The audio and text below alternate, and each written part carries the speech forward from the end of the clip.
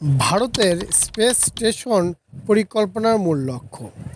ইসরো নিজস্ব space station তৈরির পরিকল্পনা করছে।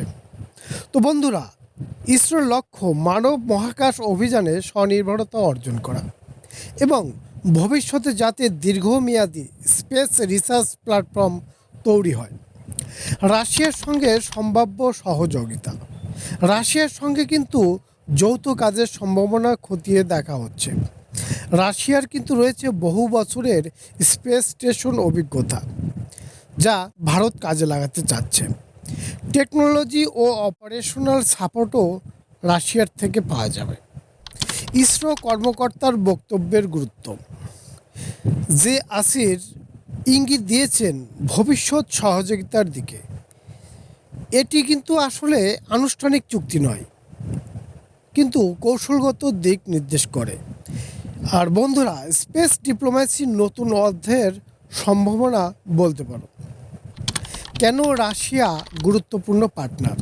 স্পেস স্টেশন নির্মাণ ও পরিচালনার ঐতিহাসিক অভিজ্ঞতা রয়েছে রাশিয়ার। মানব মহাকাশ যান ও লাইফ সাপোর্ট সিস্টেমেও তাদের দক্ষতা রয়েছে, যেটা ভারতের জন্য খুবই গুরুত্বপূর্ণ। রসকসমস এর প্রযুক্তিগত শক্তি রয়েছে। দ্রুত স্পেস স্টেশন নির্মাণের সহায়তা, মানব মহাকাশ মিশন উন্নত করা, প্রযুক্তিগত ঝুঁকি কমানো, আন্তর্জাতিক স্পেস শক্তি হিসেবে ভারতের অবস্থান আরও শক্তিশালী করা, কৌশলগত ও ভূ রাজনৈতিক দিক।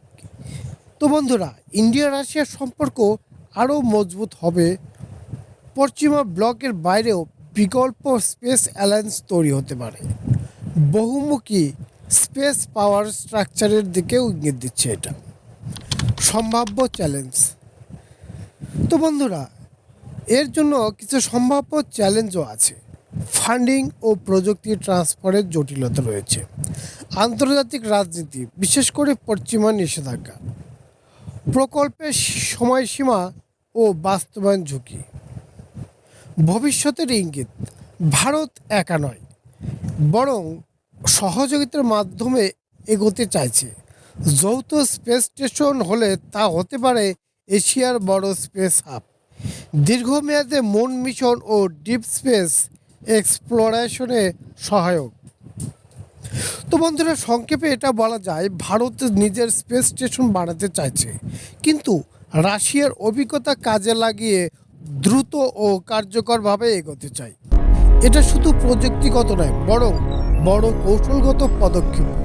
তো বন্ধুরা, তোমাদের কি মনে হয়? তোমাদের গুরুত্বপূর্ণ মতামত কমেন্ট বক্সে জানিও।